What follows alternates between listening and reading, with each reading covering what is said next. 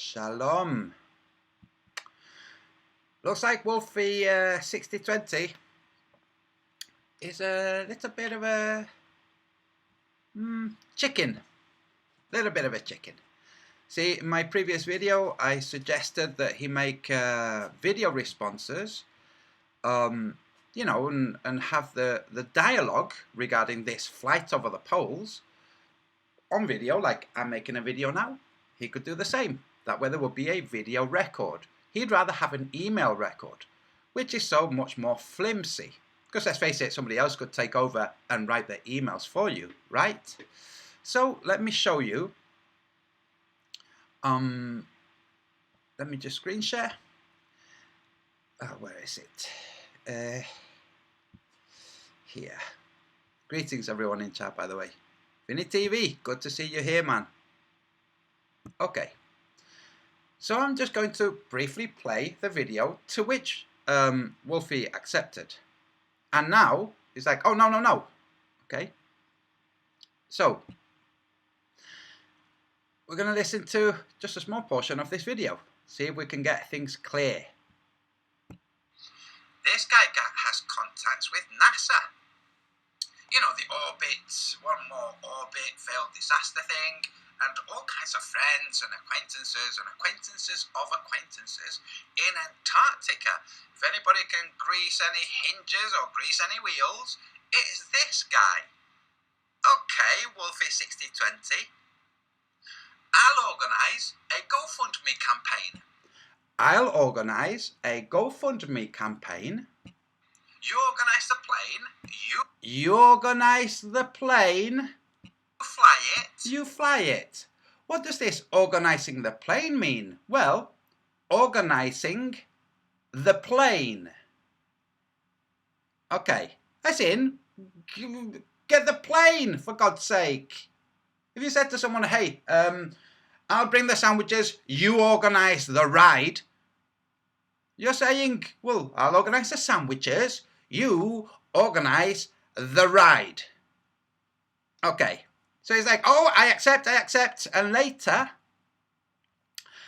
well, I just watched the video, mate, and this is to the second video, where I said, let's do this, a face-to-face thing via YouTube, of you accepting and telling us the progress and the company and the final figure for the GoFundMe campaign, all of that. Well, I just watched the video, mate. This looks like a very transparent attempt to get me to make videos about you and send a few thousand subs your way. Wolfie, this, it looks like you trying to shirk out of making video responses on the idea that you making a video about me will send a few thousand subs my way. Well, here's Simon Dan.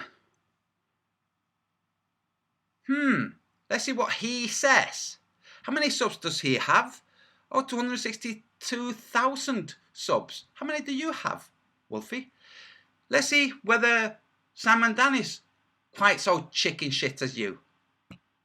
Admittedly, Antonio Subras is a Whoa, did he just say my full name? Yes.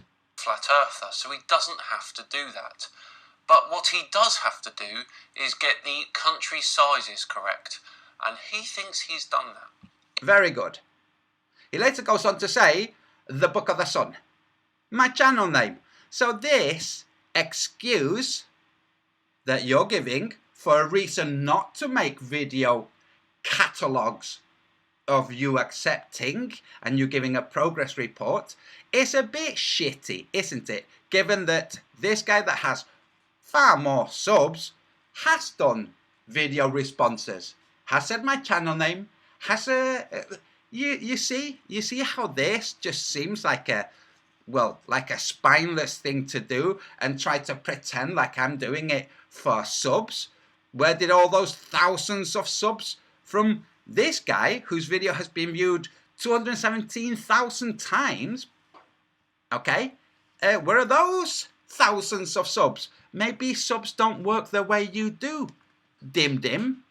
Okay, so let's carry on. Stop dreaming, mate. I told you that will never happen. This. Okay, so that everybody has this clear. Wolfie has a little bit of a gap in his thinking. So, for instance, when he's arguing about a feather hammer drop, and he says it's not happening, because if you double a cube, and I say to him, you can't double a cube, and he continues about, yes, that's a gap in thinking. He then made another video explaining how he has, no, sorry, not a video, comment about how he posted a video of a gyroscope drifting, how it showed for his location, and I have not made a flight plan. That video of the gyro has not happened, and it's just a nonsense. So he says things that haven't happened in the real world. He says things as if they had. Where he writes here, I told you that will never happen. This has not actually occurred. Never has he ever said, I will never, I don't know what this will never happen. I told you that will never happen. I don't know what he's actually referring to making video responses to, or what. But he's saying that will never happen. What? Making video responses? You've never said that. Not that I've heard. So when you say, I told you, no, you haven't, you clownfoot. There will be no back and forth videos with you at all. In other words, he's not accepting the entirety of the deal. He organises the plane, I organise the GoFundMe, and we keep each other updated.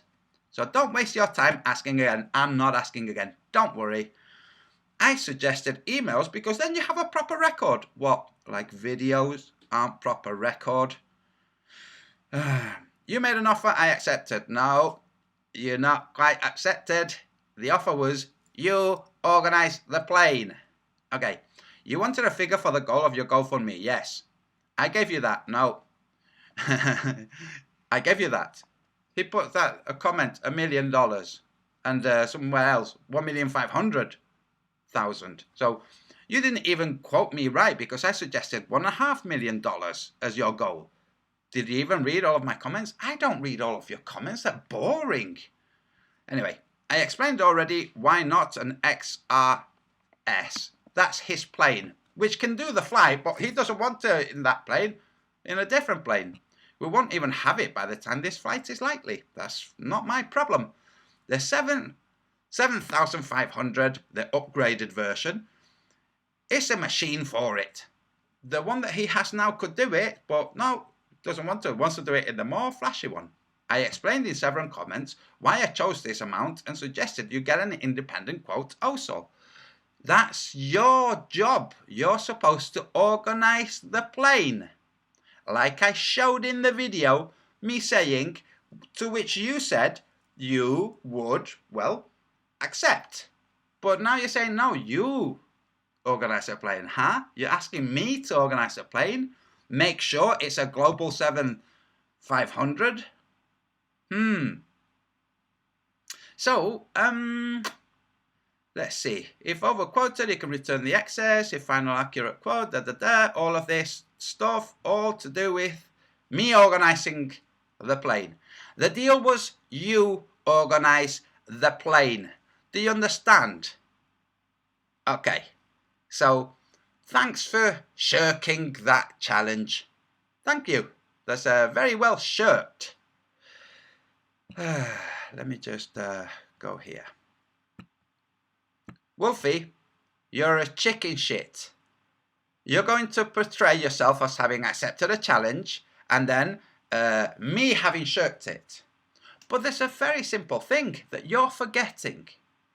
Number one, to us, flat earthers, we're talking about a flight to fly over Santa's home. Something that doesn't exist, that's not doable. Okay? In your mind, it's doable. You can fly over the South Pole and arrive on the other side of your globe. Okay? Over the South Pole. Great. But I don't need you. We don't need you.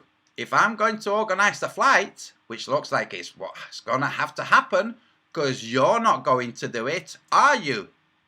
Then I don't need you, do I? I can just make a series of videos, which is what I will do, showing my contact to the various different charter companies and their declines. We're afraid we cannot do this flight. Very simple. Then there will just be a series of responses from people that run charter flights that could do that flight that won't do that flight. Wolfie, that's why I wanted you to organize it, because then we could see it from you. Oh, we can't organize it. Because when it comes from me, it would be, oh, yeah, he's just choosing the ones that are declining. Okay. You're a fraud. Wolfie, you're a fraud. I've said it before, and I'll say it again. You're a fraud. Right. Now we're going to move on. So, guys, by the way, there are loads and loads of companies that you can contact to get a quote to do a flight from any two places where flights are possible. That's what I will do. The pilot doesn't want to organize it. Okay. Then I will go through the steps of organizing it and showing that actually no, there's no flights that are happy to do that. Okay. Dumbass. Now we're going to go and move on to something else. Right, yes. From Dr. Robitaille. So, flight over the South Pole, not doable. Good Lord, why would that be, Wolfie? But it is doable. It's been a dream of mine all my life. It's on my bucket list, says Wolfie. Go and organise it, dude. I said I'll take care of the GoFundMe. No. You organise it, Antonio. Like, okay, then I don't need you. I'll take your funds if you want to chip in to the GoFundMe. Which isn't going to happen because I'm never going to have a final figure from any company saying, yes, we'll fly you from Falklands to Albany. And if they say, we will fly you, absolutely, this is the price, be wonderful, wonderful. Set up the GoFundMe, have the video evidence of them saying they'll do the flight, do the whole shebang, make sure the payment goes through via MasterCard or Visa or American Express. So we'll have that security if at the last minute they say, oopsies, okay? Let's see what happens. My bet is what will happen is Unfortunately, we have no flights that this isn't a flight that we can arrange. It's what will come back from the various different companies. Okay, Wolfie? Okay. And now we're going to move on to the death of the Big Bang. So bear with me. This video shown for educational purposes, and I'm sure the guy doesn't mind at all, even though he's not a flat earther. Let's sit back, get a brew, and enjoy.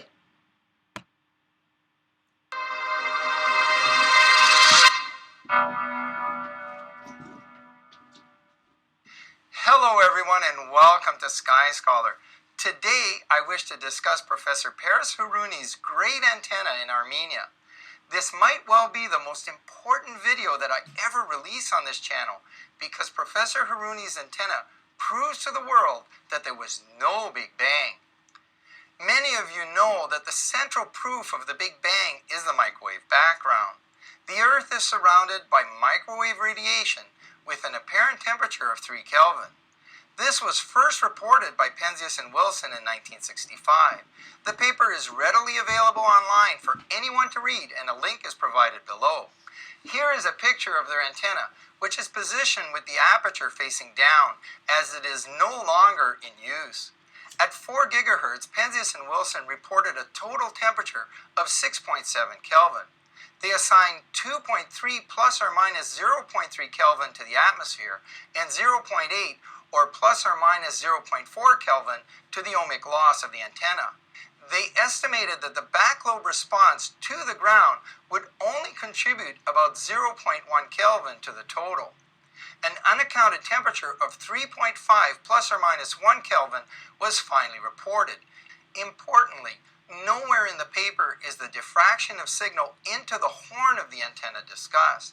The antenna is sitting at an elevation of only 147 feet, just a few miles from the Atlantic Ocean at the Crawford Hill Laboratory in Holmdel, New Jersey, just adjacent to Union Beach.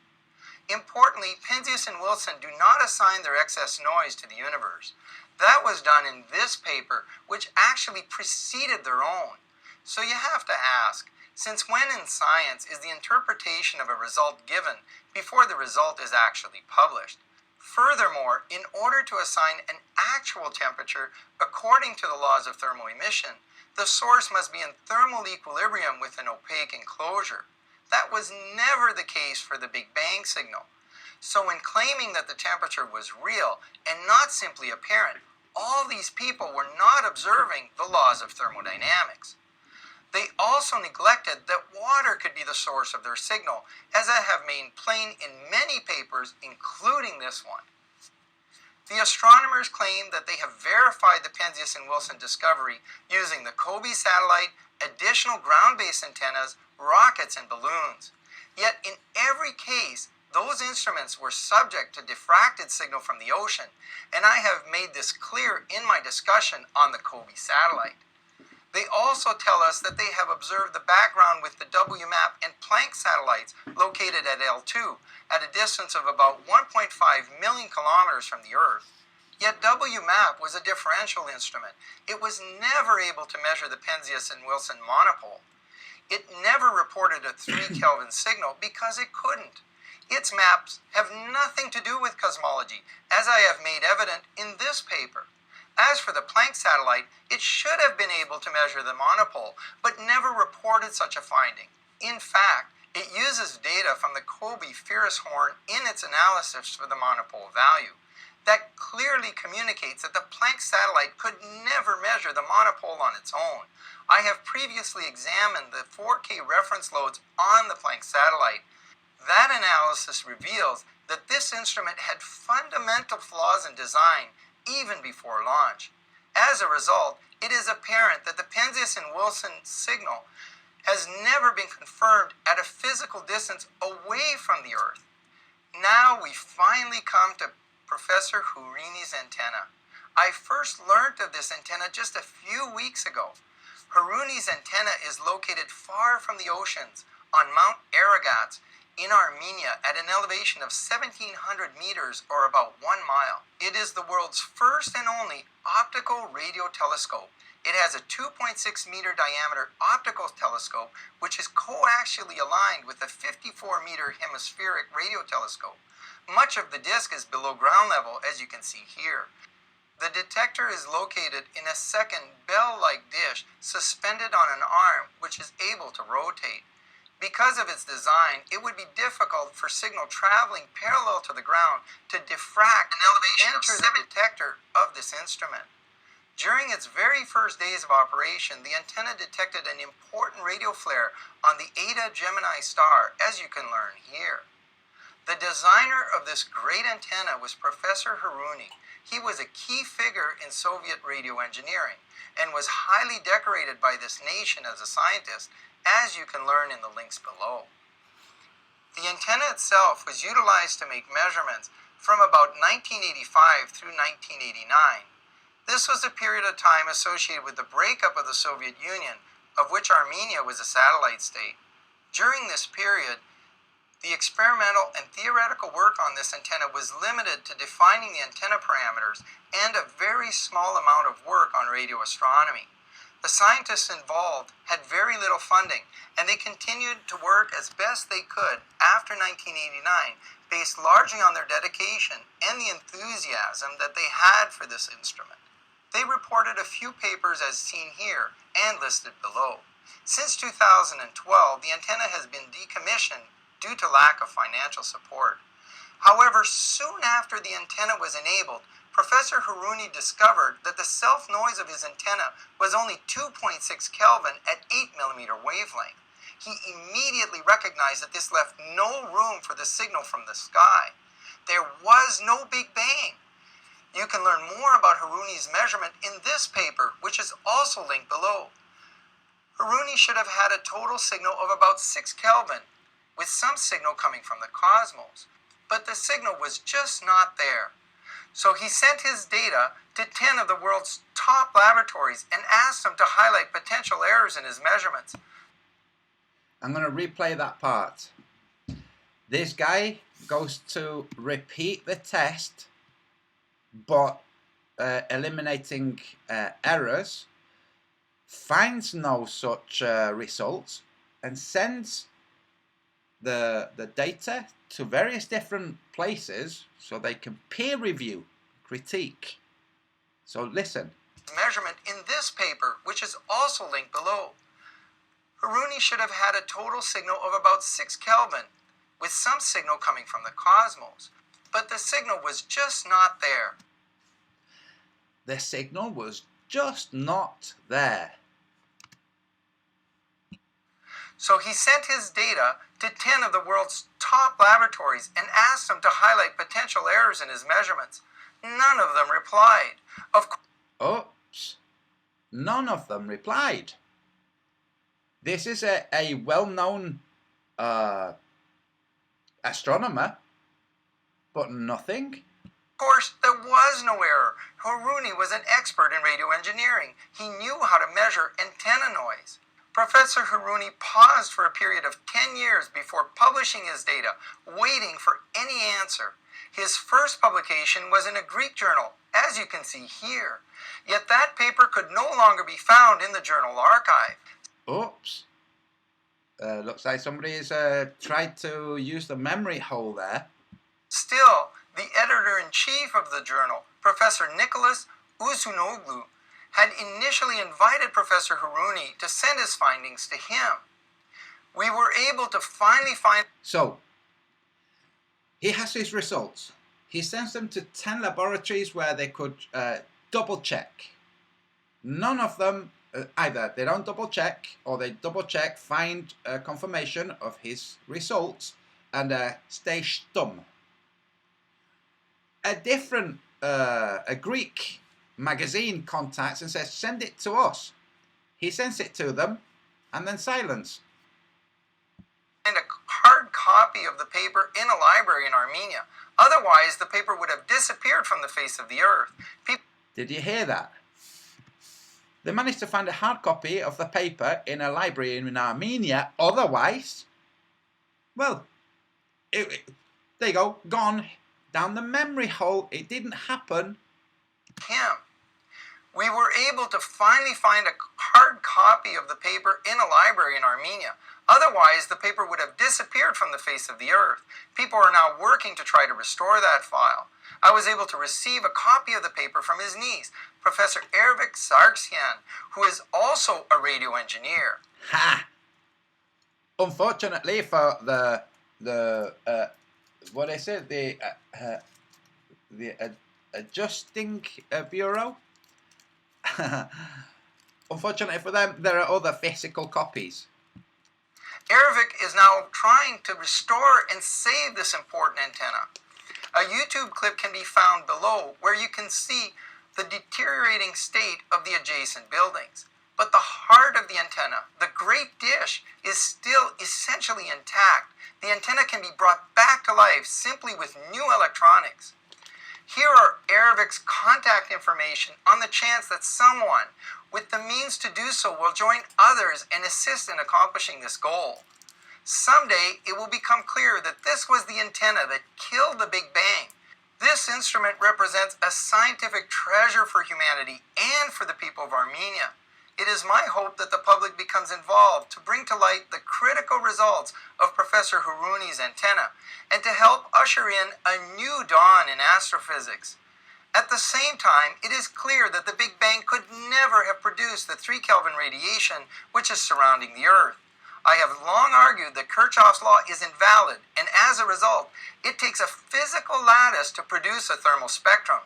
No physical lattice existed in the Big Bang, and that is why that signal was never produced by a primordial explosion. If you enjoyed the video today, promote the channel. I did enjoy it. The channel is Sky Scholar. And if any of you guys enjoy this kind of video, well, go there. He's got a whole bunch. In fact, we're going to go into this one. About the the black hole that was recently promoted all over the place. Yeah, the day astrophysics died. Let's watch this one. Hello everyone and welcome to Sky Scholar. I have been asked to comment on claims that a black hole has been imaged. There are so many issues involved that several videos could be produced on this subject. Yet if I spend my time looking at this material, it detracts from my primary aim, which is developing a revised understanding of the sun and the stars. Because my followers have expressed such an interest in this question, I have completed an initial review of the papers involved. The position I present in this video is appropriately severe, given the nature of the claims and the long-term consequences. Claims that a black hole has been imaged are so far beyond the realm of careful and prudent science that it is not too harsh to state that they represent the death of astrophysics. They exemplify that science has lost its way. It seems logical that we must support science, but who is to state when something is no longer science? As for the claimed images, the report took the form of 6 highly detailed papers published in the Astrophysical Journal Letters. As an initial observation, it is proper to highlight the vast number of individuals involved in the final report.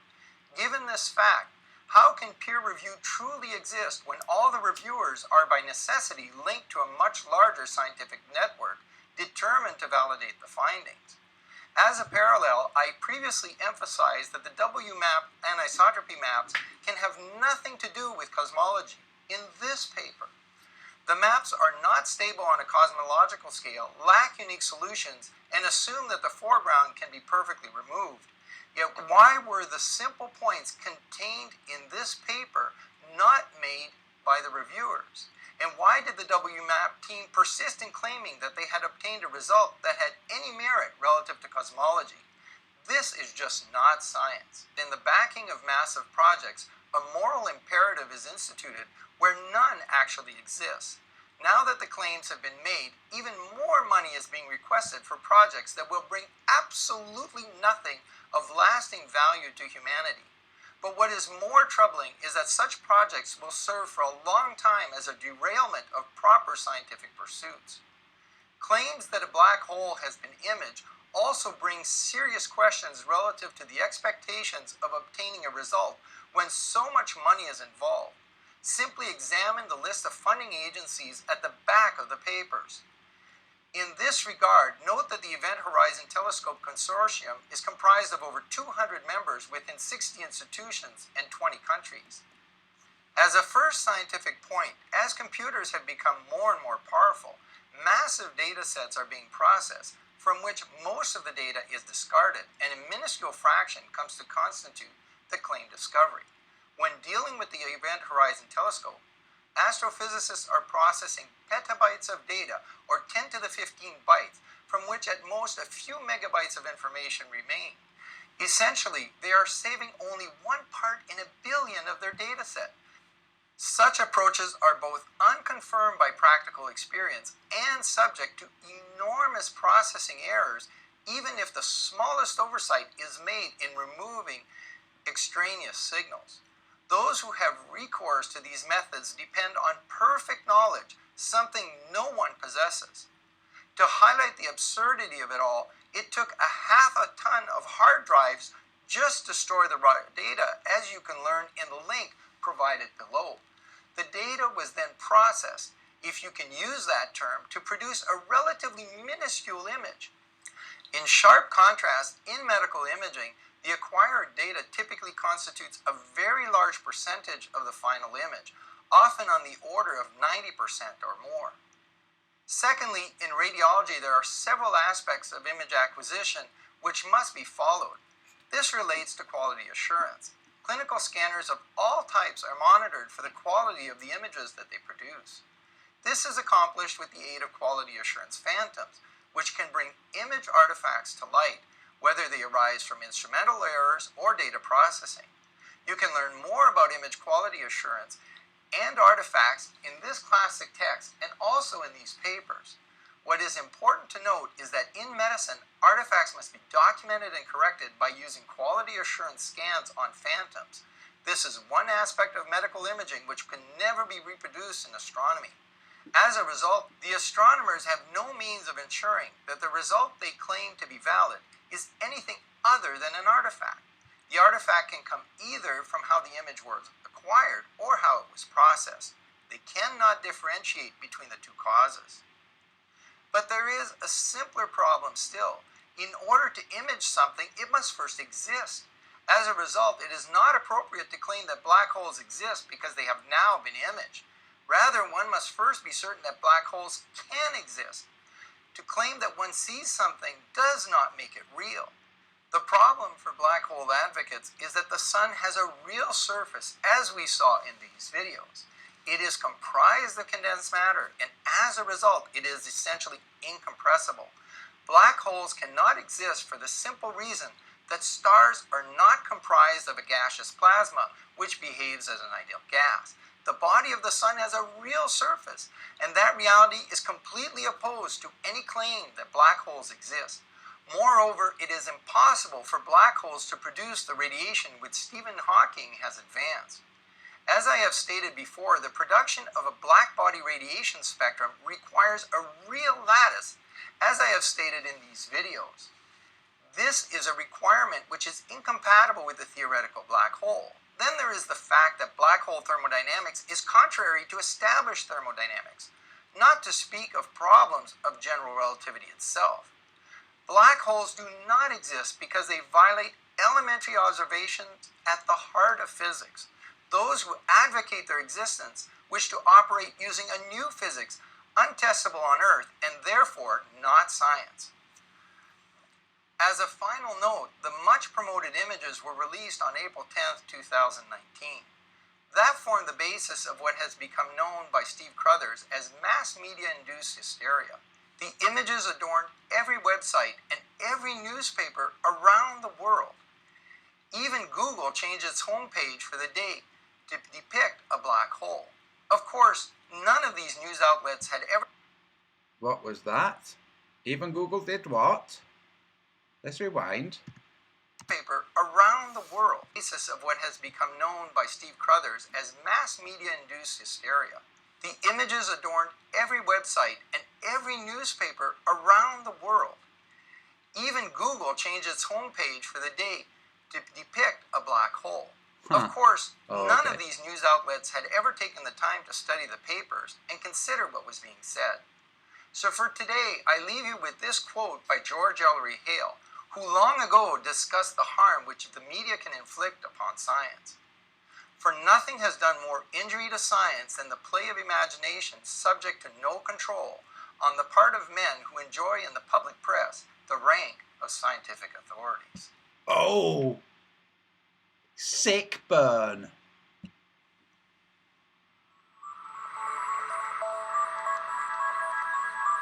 I think that might be the end. Yeah. Oh, so it was just BS, that whole black hole thing. Of course it was, for goodness sake. We're talking, all of these things come from people who think that you can make a great big parabolic antenna and have it push the solar system around space. Ridiculous things like that. Oh no, but we mean a more advanced civilization. Okay, so next I have this, which is a short video that I made. So the Big Bang, no, the scientific evidence says no. Okay, that's it, just no. Now the Eratosthenes claim that the Earth is curved. Let's look at it again, but this time a bit more clearly. Okay, here we go. Equals 32,000. Wait a minute. What the heck? I think that was... yeah, wait. Sorry about that.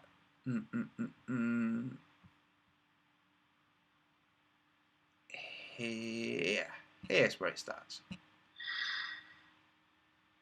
The fabulous story of Eratosthenes. Eratosthenes saw a shadow 7.2 degrees, that's 1/50th of a 360-degree circle. The distance between the shadow at 7.2 degrees and the source at 0 degrees, giving him a baseline, the distance between the two was, well, here. 525 miles by plane, but they didn't have planes, so it was by foot. And this blue line is the road. 657. So let's multiply 657 by 50. 657. We won't throw in the 0.26, okay? We'll try and be fair to them.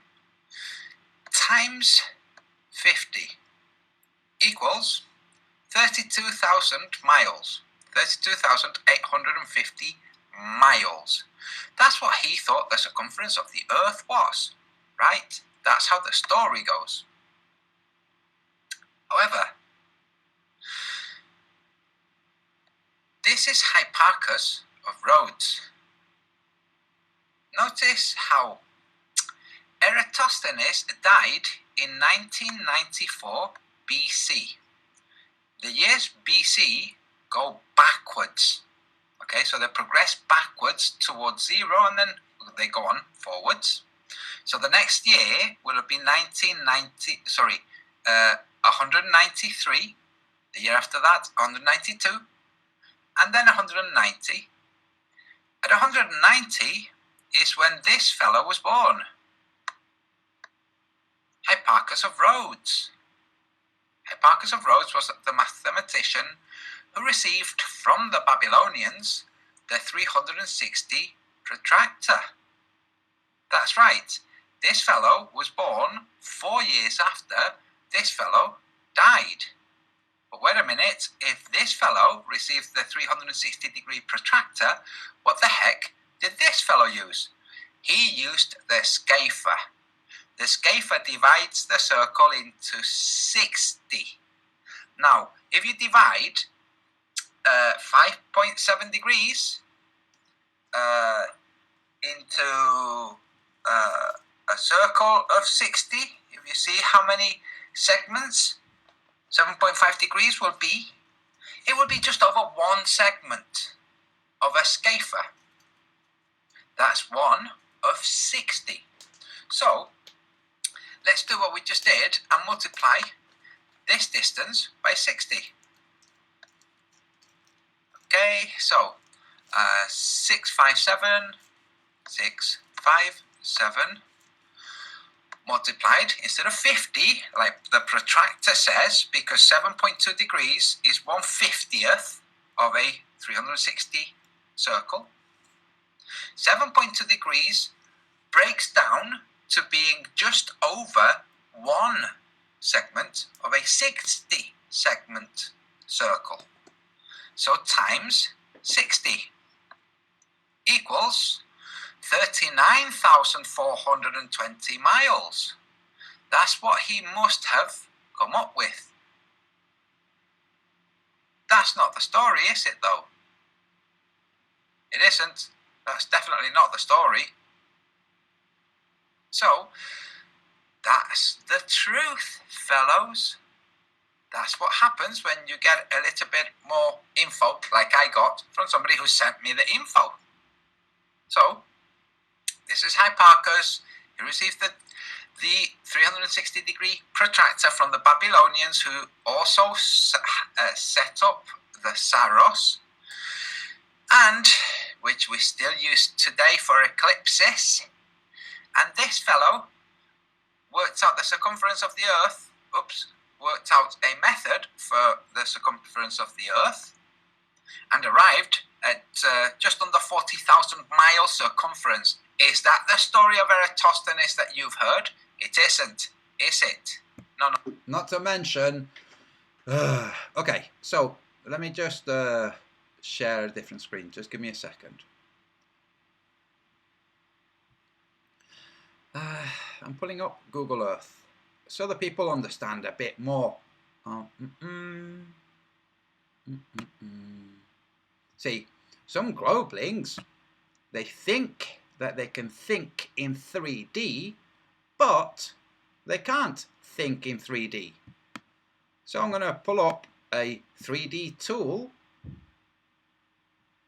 and help them think in 3D. So give me a second while I change display settings. Where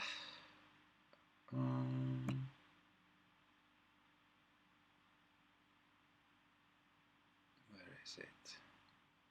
Display capture, there it is. Okay, make it big. Okay, here we are, Google Earth. Now, this is the region here, okay? I'm going to go to Aswan, which is where Syene was.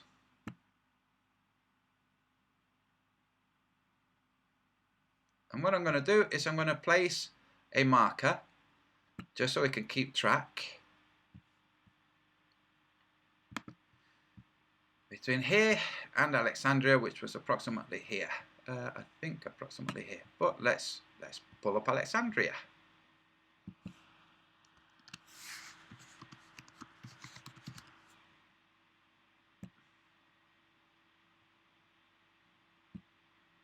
Yeah, there you go, pretty close. Okay, that will do.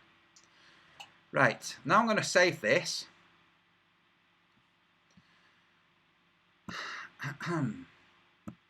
Now we have a nice neat line that we can use to, well, draw a circle, okay? So I'm going to draw a circle from, I don't know, let's say here. So circle. And what we want is that circle to, well, go over this place here, okay? So, and I'm going to try various different times. Let's see here. Let's move this around somewhat, a bit, maybe here. Maybe here.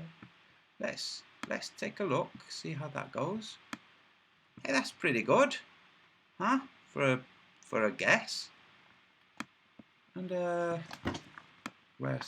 the center. Just give me a second while I just pull it over this way a tiny bit more. Let's say there. Circumference, 23,000 miles. For this, which is not quite, you know, bisecting the Earth, but we just saw Eratosthenes couldn't have arrived at that circumference because he wasn't using a protractor, number one, and number two, because he's not measuring the Earth in half. And this is pretty close to the Earth in half. You know, the circumference of the Earth. Okay. So the globelings, they just, they imagine that they imagine correctly. When you go and you check with what their imagination tells them is the real world, it's like, no, doesn't really work. Oh, and it's just like that all of the time with the globe. Back to here. Okay, so I don't need to play the rest of this. I think most of you watched it anyway. But instead, I'm going to go to this video, which is from Shills versus Shills. Was it? Oh no. Here. Why have I set this up? I forget. I'm going to play it, and hopefully I'll remember. The June solstice. Remember, the northern summer is when the Arctic Circle has 24 hours. Yes, this is fantastic. And later this evening, I will upload a video to show this huge fiasco that Simon Dan, he just messed up big time. So I'm going to play, like, past my little intro here, okay? Oh, 25 minutes long. Don't know. Probably had it set up for where I wanted it anyway. It's the June solstice. Yeah, we'll just watch the video, and if I need to clarify anything because I've gone past the marker, then I'll clarify. Let's watch this guy's massive gaffe. After this video, that globe behind him disappeared. That's right, no longer uses it in his background. But let's play along with Dan and pretend it's the day after the June solstice. Remember, the northern summer is when the Arctic Circle has 24 hours of direct sunlight, okay? This pleb doesn't get that. He doesn't understand. And he shows that he doesn't understand in this very video. It's amazing because this is a spokesperson for the globe. And he doesn't understand his globe model. Wow. Make sure we make a note of that. June 23rd, got it. And right now they're showing the sun off of the east coast of the United States above South America. Oh dear. Already we can see a clear contradiction between the 3D world he lives in and the 2D limitations of his mind's eye. No. He's just showing what time and date he's showing. Don't worry yourself about it too much, Dan. Okay? You see how whenever we use the tools that they use, they say, "Oh, you're thinking about it in a flat Earth way." It's like, no. We're thinking about it the way the model is made to be thought about. This is where the sun's, if you were directly on the Earth, the sun would be at your zenith, directly overhead. Directly below the sun would be, well, the nadir. That's it. It's very simple. But this dimmed it. Oh my gosh! I mean, this is wow. Just wow. Time and date is showing that the Arctic Circle is entirely within sunlight's direct reach. Got it? Okay. They're showing the moon below India and China, and they're showing darkness for all of this area, including Australia. Of course, though the moon's position in its orbit has no bearing whatsoever on how dark it is on any particular part of the Earth. That's right. And the gentleman who made the video didn't say it did. So why would you say that? Oh, wait. It's because you've got GCSE math, so you need to try to prove that you're intelligent. It's got no bearing. Yeah, nobody said it did. Showing light for all this area right now. Okay, this is the point. showing lights for all of this area and the Horn of Antarctica right here. Okay? So I'm going to play a little bit more, and then it's just brilliant. Who knows and keeps up with it? Alaska is under a 24 period of sunlight right now. I could swear that the guy was actually smiling when he said that. You know how sometimes you can hear... I'm going to play it back. Okay? You know how sometimes you can hear people actually smiling? Okay? Just listen to him when he says, and if people pay attention... Well, just listen to his voice, please. Not this guy. Who's like, the moon has no bearing on the night and day. Like, oh, okay. It's like, would anybody like dessert? Yes, I'd like dessert. The moon has no bearing on the night. Okay, Dan, okay. Is on any particular part of the Earth. We're showing light for all this area right now. For anyone who knows and keeps up with it. That's it. For anyone who knows and keeps up with it. Yes, good man. Although I have to say, I don't endorse everything that he's saying, but he is pointing out certain facts about the real world. Period of sunlight right now.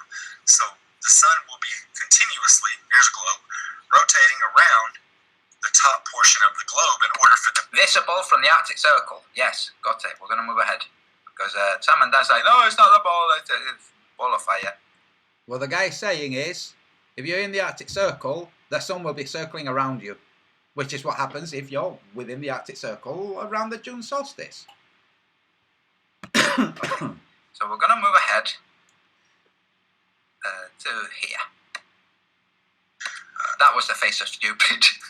Really so stupid. And I wouldn't be surprised if he just pulled that video. But maybe his ego will stop him from doing that. Can we view Alaska and look what I have to do to see this tip of Africa. I mean Antarctica, I apologize. Right down here. That's the point. Okay. Here's the tip of Antarctica. And this is the point where the Globelings will say, but you're too close to that globe. It's like, that's fine. That's why I'm making a video this evening when the light is good enough to show a nice, clean Terminator to show that actually it doesn't really matter how close you come, it's not going to shift the Terminator on a globe. And the Terminator on the globe, when illuminating the far side of the Arctic Circle, opposite to where the sun is at zenith, when that's the illumination, you've got Ushuaia in the dark. You don't have light reaching the Horn of Antarctica. But Globelings don't actually bother checking. But that's not, I mean, that's just the real world and spheres and how they work when they've got images on those spheres. Oops, sorry. I have a cat wanting to go to bed. But the worst thing is how Simon Dan tries to debunk what this guy is saying, and he messes up. So when I watched it, I thought, oh, please don't cut before you go to the top of your globe. And he doesn't cut. It's like, oh, brilliant. You'll see. And Alaska is in daylight, and so is Russia, the portion that's within the Arctic Circle, all in direct daylight. Okay? So I'm going to rewind, move the globe back. And that's not sun refracting, bending over the horizon. Okay, that's direct sunlight. Back a little bit. Okay? Sam and Dan has a little problem with the fact that he's showing the globe from an angle that's easy to see. He's like, you're showing the globe oriented to the southern summer. That, no, you don't know how he's orienting the ecliptic. In fact, his camera, the center of his camera would be here, which is much closer to the Tropic of Cancer than it is the Tropic of Capricorn. Okay? That's how you would establish how it's being aimed. Right now, at least. Silly. I mean Antarctica, I apologize. Right down here. I can see it without dropping the globe. I'm about to put my thumb on it right there. You see it? And that is this place that's lit up. See? Right. This place. That's right. Here. Okay, back up. Now I want to take where my thumb is and back out. See if we can see Alaska as well. We can't. I mean, that's going to be extremely difficult because Alaska's way over here. See, okay? I'd say pretty much impossible because you thought your globe tilted as if it's winter in the northern hemisphere. Because tilting the globe makes it less spherical. See? That's what happens when you tilt the globe. It becomes less spherical. Oh, no. It becomes more spherical if you tilt it this way. What? You see what I mean about the look of stupid?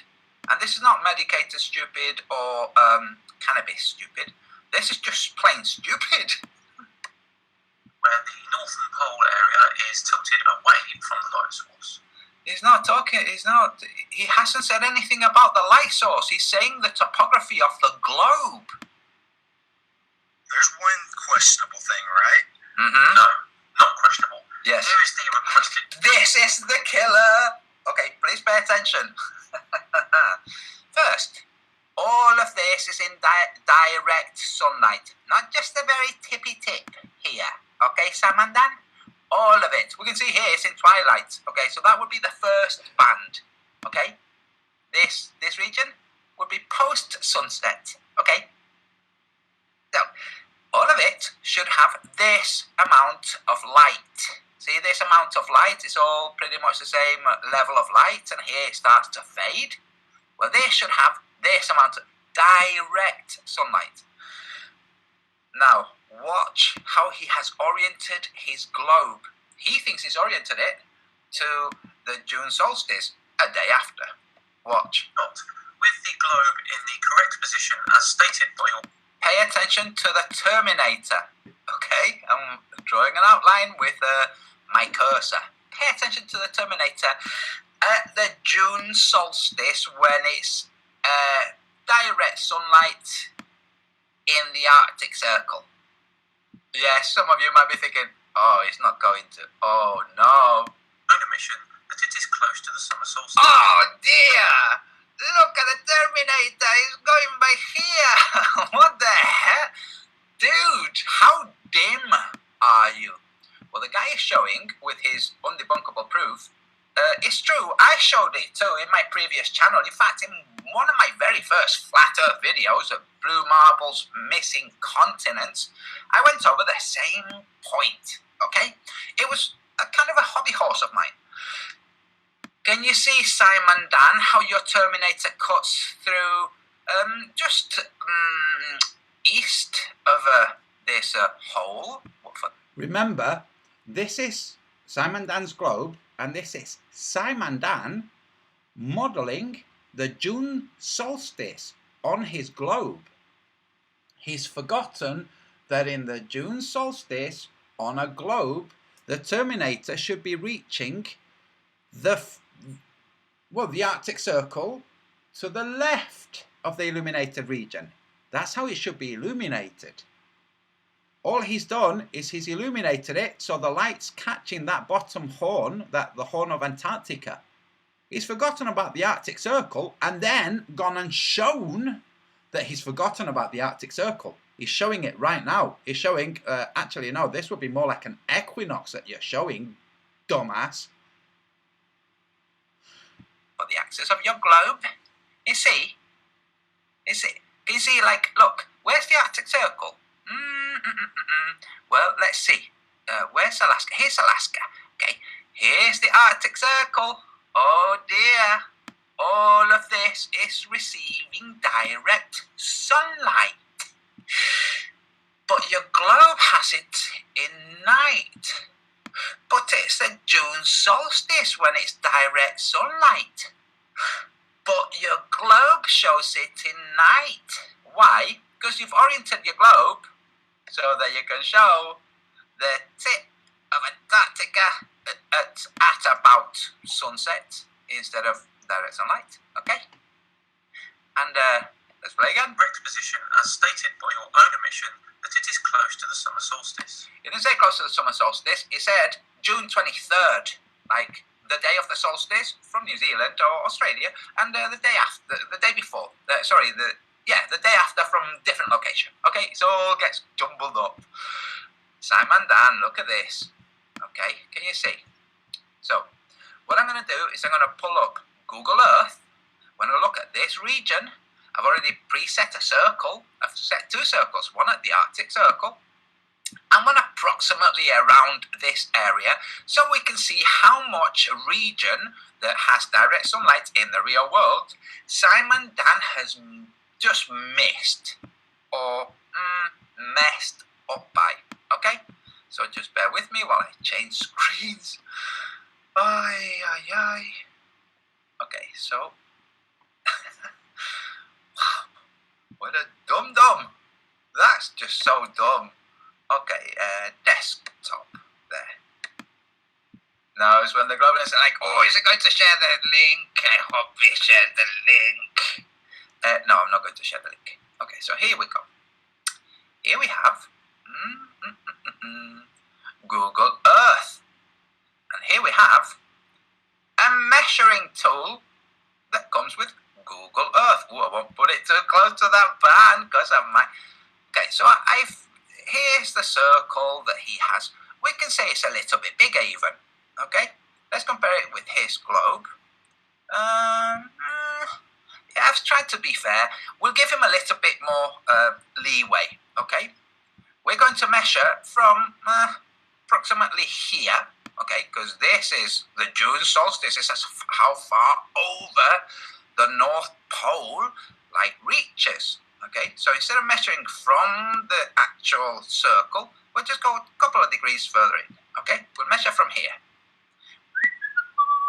And we'll measure, instead of to this circle, we'll measure to, say, here. Okay, we'll pretend that his the axis of his globe is about the size of a penny, let's say. Okay? It's, can you see the distance? It's 1,369 miles. But then, you've got that in darkness. Can you see that? Can you see the Terminator? Let me show you. Can you see this line where it goes from like one colour and then it's like to a different colour? And between the two, there's a place where they change colours from one colour to the other. A little bit of fading, and it goes across here. Can you see? Can you see how this is in the dark side? Yes. In the dark side. Well, it should be in light. Can you see? I'm showing it here. And you might be thinking, no, Antonio, can't be wrong because I'm studying planetary science. So let's do this. Let's first of all go back to Google Earth and let's remove. Let's just get rid of this. Okay. Let's remove the grid. That's why I left this here. Okay. That's over the Arctic Circle. And let's remove the grid. So, just to make it nice and simple. 23rd of June. See this little icon here, Simon Dan? Okay. It does this. See, it shows you like daylight and daytime and nighttime. And if you go here, you can tell it to go to, say, June and 23rd. Okay? Can you see how the light is reaching all the way over? Can you see? Let's pan away. Can you see? Can you see how the light is reaching all the way over? You dum-dum. I mean, I've actually made videos about how this is not half of a globe. Okay? You can see, I mean, only the most stupidest of people wouldn't understand that if you're looking directly down from the North Pole, which is what we're doing right now, okay, the Terminator, if it illuminated half a globe and it was the equinox, okay, it would be here, okay, but somehow, you see how it's rather a lot more, yeah, okay, so Simon Dan, you're wrong, and the guy is right. Forget this other red line, okay, that's for something else I'm working on. Can you see how you're just wrong, okay, it's set to June 23rd, can you see how all of this is illuminated? Let's see your version of that same day. Look at all that darkness. Again, let's do that. See how Google Earth says it's illuminated? Because the real world is illuminated like this, and Google Earth agrees with, well, time and date and the real world in terms of illumination, which is... That's because Google Earth is taking the real world and making it into a sphere and saying, the real world says this, if it was a sphere, this is how it would have to be. They also think, the Google Earth folk, that the stars, those little lights, are huge, huge suns, and that the sun is an impossible object. Just literally impossible. They think, no, well, it doesn't matter that the sun is impossible, the stars are just big versions of that impossible sun, and it all happened from a Big Bang. Except that science actually says, no, there was no Big Bang, silly. Your sun idea is impossible, and so are your star ideas. All of them impossible. That's why they have to do, well, more than half a globe. Can you see how this is more than half a globe?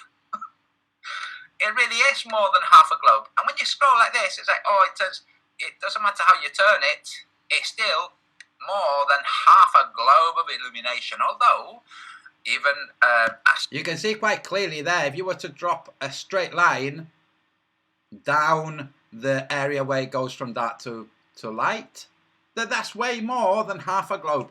And what I'm going to show, because I made a short video yesterday, it just wasn't good enough because my battery ran out, is that actually, no. Not only does this not actually happen, but what happens is the other way round. You have just less than half a globe of illumination with a distant light. So the globelings, they stretch their mind and go, no, well, what's happening is the sun is really, really big. It's like, no, dumbass, the sun is half a degree big from Earth. From the surface of the Earth, the sun is half a degree. You can't say, oh no, but it's so big, big, big. It's like, no, silly, your sun, the impossible sun, is so far away, so very far away, that there's no angling down of the lines between its extremities and its centre to the surface of the Earth. Dumbass. I'll show it with a diagram. Oh no, if I can be bothered. Geophysicists and the US Naval Observatory tells you that the amount of light that falls directly on Earth is just over 2 degrees. No, it's not. It's instead of 50% illumination, we have 50.02% illumination. That's what we have in the real world. Although when we say 50%, that's just a complete guess because, well, it's not a sphere. So, and you can't have the Earth being a plate illuminated 50.02%. It's just the best interpretation of what we have in the real world with their symmetrical longitudes and symmetrical latitudes. It's their best guess. The real world doesn't have symmetrical longitudes. So they just have to, well, say, well, this is what it is. Yeah. And bury all the other results, like with any astronomical results that say, actually, no, Big Bang, 2 degrees, okay? 2 degrees. This is a lot more than 2 degrees, okay? In fact, I think it's 0.2 degrees, but it doesn't matter. Let's pretend it's 2 degrees. You see? Can you see how this is not illuminated in half? Okay? Okay. So, let's compare again with Dan's version. Oh, whoops. Remember here, he's supposed to be modelling the June solstice to counter a point made by a flat earther about the June solstice. The flat earther is saying, look guys, with your globes, if you illuminate it so the sun is directly at zenith over the Tropic of Cancer and the light is reaching to the far side of the Arctic Circle, then it's not illuminating the Horn of Antarctica, which it doesn't, okay? Like I said, I made a short video of it yesterday. It doesn't reach. In fact, it doesn't reach Ushuaia. But here, the dumbass has said, yes, look, it does reach the bottom, the Horn of Antarctica, because it's angled it farther south. And you can see it's angled the sun farther south. It's Nadir, it's farther south, because it's not reaching the Arctic Circle. It's not reaching the far side. The side over in Siberia, off the Arctic Circle. You complete clown. And this guy, he's done this, he's shown it. He doesn't realise, okay? He's not bright enough to realise and then show it and then just play it off like he hasn't shown it. He's just not bright enough. And his viewers, his followers, are also not bright enough to go, wait a second, shouldn't that be illuminating the whole of the Arctic Circle? They're just simply not bright enough. That's why he's got so many subs. Because there's a lot of people that aren't very bright. Let's go back to the north. Forget it. I've gone over it enough. Now I'm going to join you in chat, but I'm going to stop screen sharing that. Tell you about Rome. Just covered in derelict buildings. Oh, wrong one. Yeah, there I am. Rome. Very strange. First, okay, so remember when some flat earthers went to Rome and one of them got arrested? Well, now I have a little bit of a context because I went to Rome. Let me just close some windows because they're just distracting me. Close that. Close this. I'm going to paste a link to Sky Scholar in the chat. He's a Grow Believer, but the guy's got great info. Some of his info, by the way, comes from official sources. It's like, pause. Like the Soho Observatory. It's like, oh, really? Really? But anyway, let me paste a link to it in the chat. Wherever the chat is. Here. And then I'm going to tell you about Rome. And now that I've been to Rome, I can put the whole flat earth as being in Rome at the Colosseum in a context. I think, yeah, they were at the Colosseum. It doesn't really matter where they were. The point is this. I went to Rome recently.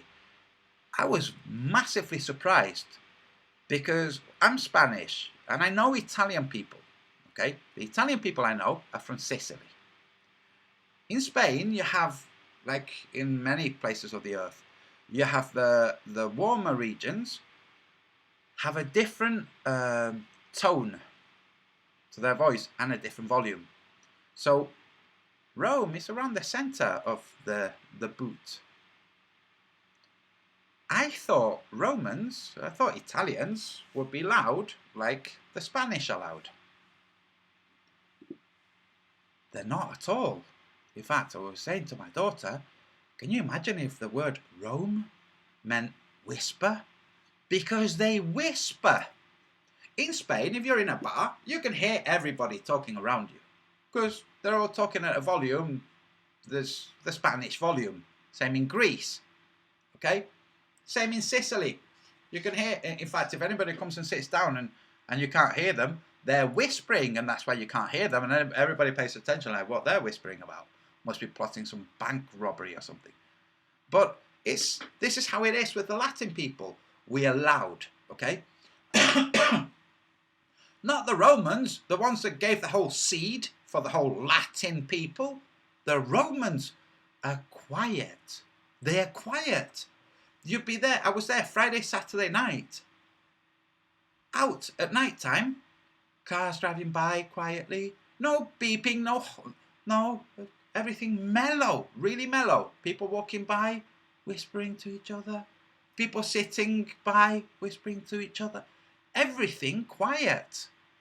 Like really quiet. And now that I have that, okay, so going out in the morning, sitting in an outdoor cafe, same thing. You don't hear what the people around you are saying. You don't hear them, okay? Quiet. Everything quiet. So now take yourselves to the Forum or the Colosseum. Same thing. Jews, everything quiet. And now you have some flat earthers with loudhailers shouting nonsense in foreign.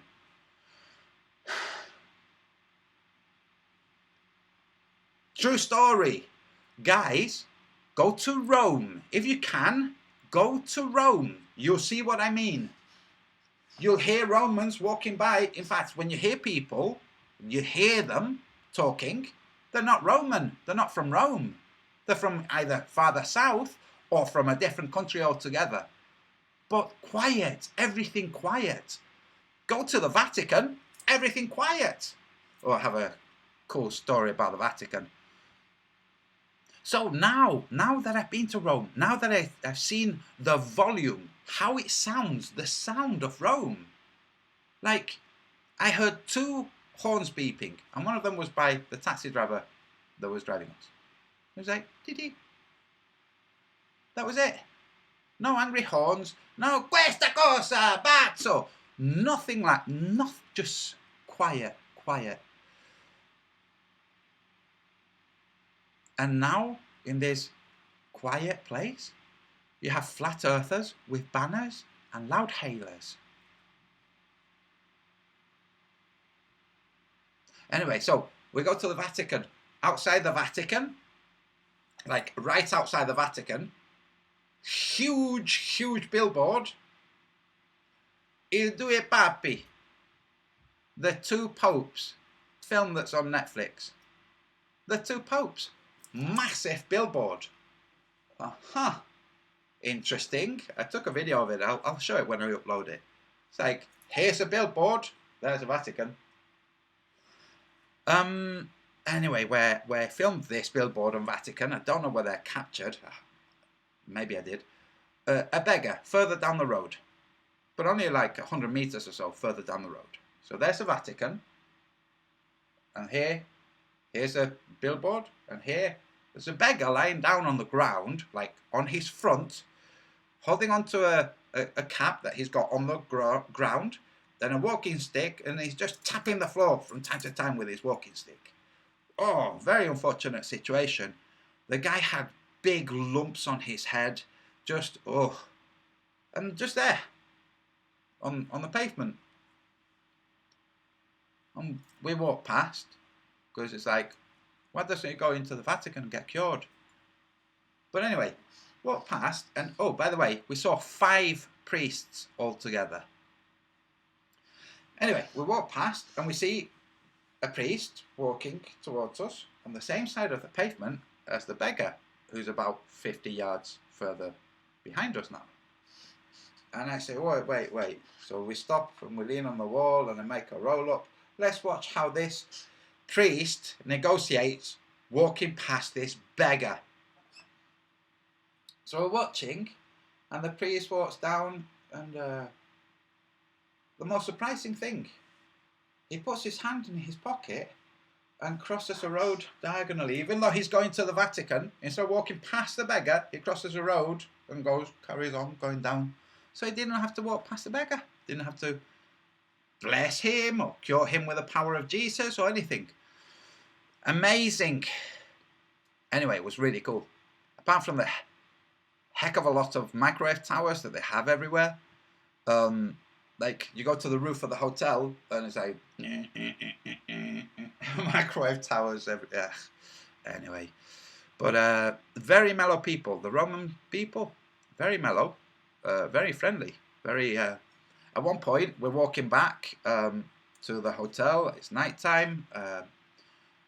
Most of them friendly, and we asked this woman who's pretending she can't hear us. Excuse me, to the forum. She goes, the other side.